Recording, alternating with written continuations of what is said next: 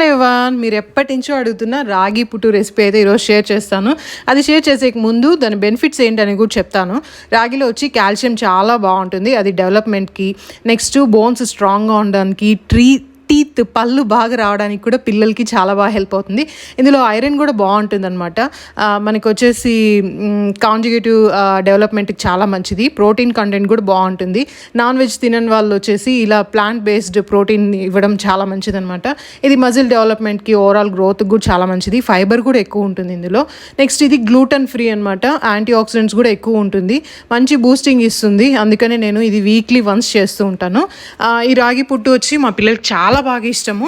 ఇక్కడ నేను యూస్ చూస్తున్నది వచ్చేసి మనం ప్యాకుల్లో తీసుకోవట్లేదు, రాగులు కొనుక్కొని అవి మంచిగా వాష్ చేసి మిల్లులో పట్టించినటివి అనమాట. ఇందులో ఓన్లీ రాగులే కాకుండా సద్దలు, జొన్నలు కూడా వేశారు. మా మదర్ ఇన్లా వాళ్ళ ఇంటికి వెళ్ళినప్పుడల్లా నేను ఇలా కొట్టించుకొని తెప్పించుకునేస్తాను, అదే యూస్ చేసుకుంటాను అనమాట. మనకి రెడీమేడ్ రాగి పుట్టు పౌడర్ కూడా దొరుకుతుంది. నా సజెషన్ ఏమంటే రాగులు తీసుకొని కొట్టించుకొని యూస్ చేసుకోవడమే బెటర్ అనమాట. మీరు ఉత్త రాగి పిండి అయినా యూస్ చేసుకోవచ్చు, సద్దలు, జొన్నలు మిక్స్ చేసి యూస్ చేసుకోవచ్చు. నేను మీకు ఇక్కడ కప్పుతో క్వాంటిటీ వేసి చూపిస్తున్నాను, సో మీకు ఒక ఐడియా వస్తుంది. నార్మల్గా అయితే 3 కప్పులే తీసుకుంటాను. ఈ మధ్య మా పిల్లలు బాగా తింటున్నారు, అందుకే 4 కప్పులు తీసుకుంటున్నాను అనమాట. చాలా ఈజీ ఇది. వన్స్ మీకు అలవాటు అయిందంటే వీక్లీ వన్స్ ఆర్ ట్వైస్ చేసుకొని తింటూ ఉంటారు. ఇందులో సద్దలు, జొన్నలు కూడా వేసాను. 1:2 రేషియో, అంటే 1 కప్పు రాగులకి 1/2 కప్పు సజ్జలు, 1/2 కప్పు జొన్నలు అలా తీసుకుందాం అనమాట.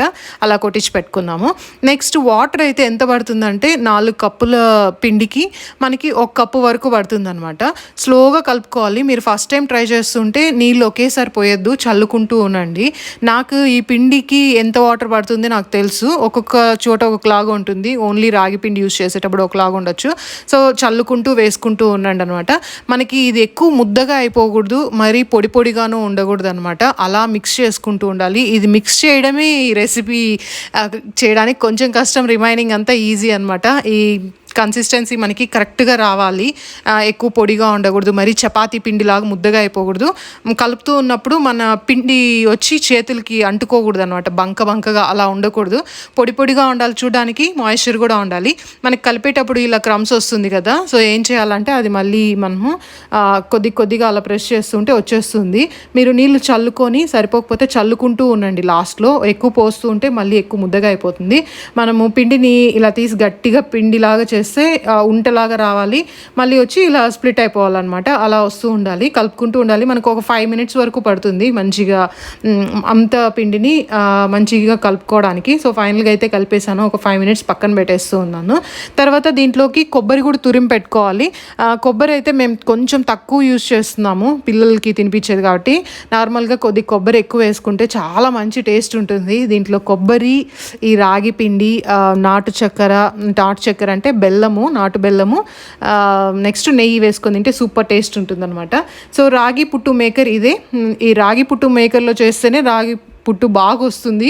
కొన్ని వచ్చి డైరెక్ట్గా కుక్కర్కి పెట్టేసేది ఉంటుంది, బేస్ లేకుండా డైరెక్ట్గా పైది మాత్రం కుక్కర్కి పెట్టేది, దాంట్లో సరిగ్గా రాదనమాట. నేను ఆల్రెడీ చాలాసార్లు ట్రై చేశాను.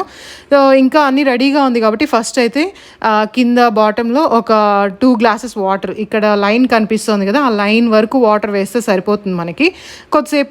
కొద్దిగా వాటర్ బాయిల్ అయ్యేంత వరకు వేడి చేసుకుంటే సరిపోతుంది. డైరెక్ట్గా పెట్టడం కంటే ఇలా బాయిల్ చేసిన తర్వాత పెడితే ఇంకా బాగా వస్తుంది అనమాట.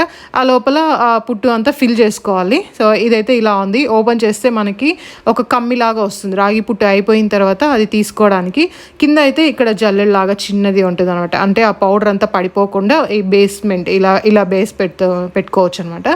మనకి కుక్కర్ మీద పెట్టేదైతే ఇలా ఉండదు, మనకి చిన్నగా ఉంటుంది, అది కరెక్ట్గా స్టీమ్ అవ్వదు.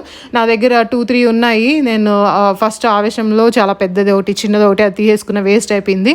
నాకు మళ్ళీ ఇంట్రెస్ట్ కూడా లేదనమాట. రీసెంట్గా అయితే మనకి ఇది ఇండస్ వాళ్ళు పంపించారు కొలాబరేషన్కి. నేను అప్పటి నుంచి ఒక 10 టైమ్స్ వరకు యూజ్ చేశాను, నాకు బాగా నచ్చింది. సో అందుకే మీకు కూడా చెప్తున్నా, బాగుంది, క్వాలిటీ కూడా బాగుంది. లింక్ అయితే నేను మీకు డిస్క్రిప్షన్లో కూడా ఇస్తాను, కూపన్ కోడ్ కూడా ఇస్తాను, మీకు 12% డిస్కౌంట్ వస్తుంది. 1000 బిలో ఉందన్నమాట, క్వాలిటీ బాగుంది. ఇంకా నెక్స్ట్ ఈ పుట్టు మిక్స్కి వస్తే ఫస్ట్ 3 టేబుల్ స్పూన్స్ రాగి పిండి, 3 లేదా 4 అలా వేయచ్చు. మళ్ళీ ఒక 1 స్పూన్ కొబ్బరి, మళ్ళీ 3 టేబుల్ స్పూన్ రాగి పిండి, 1 స్పూన్ కొబ్బరి. మీకు ఎలా కావాలంటే అలా వేసుకోవచ్చు అనమాట. కొందరు 2 స్పూన్లు రాగి పిండి, 2 స్పూన్లు కొబ్బరి, 2 స్పూన్లు రాగి పిండి, 2 స్పూన్లు కొబ్బరి అలా వేసుకుంటూ ఉంటారు. మేము కొబ్బరి ఎక్కువ యూజ్ చేయం కాబట్టి అందుకే ఇలా వేసుకుంటూ ఉన్నాను. మాకు చూస్తే ఓన్లీ కొబ్బరే లేదు, నార్మల్గా వేసుకుంటాం. ఇది 2 టైమ్స్ పెట్టడానికి వస్తుందన్నమాట. 1 టైం ఫుల్ పెట్టేస్తాను, మళ్ళీ ఇంకొకసారి పెడితే రాగి పిండి సరిపోతుంది. అంత మాత్రమే, ఒక 4 కప్స్ తీసుకుంటే అలా వస్తుంది అనమాట ఒక 2 టైమ్స్కి. ఈవినింగ్ స్నాక్కి కూడా చాలా బాగుంటుంది. ఒక్కసారి ఇలా తినడం ట్రై చేశారనుకోండి మళ్ళీ మీరే ఆపరు. ఒకసారి ట్రై చేసి చూడండి.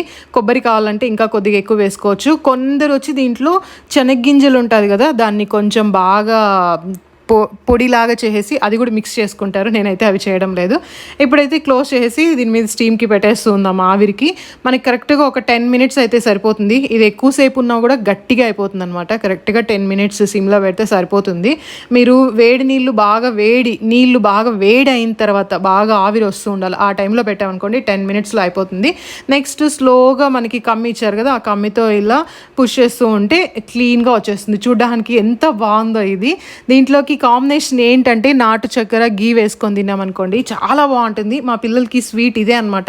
వీక్లీ వన్స్ కంప్లీట్గా వీకెండ్లో కంపల్సరీ ఇది చేస్తాను. పిల్లలు మార్నింగ్ బ్రేక్ఫాస్ట్కి ఇదే తినేస్తారనమాట.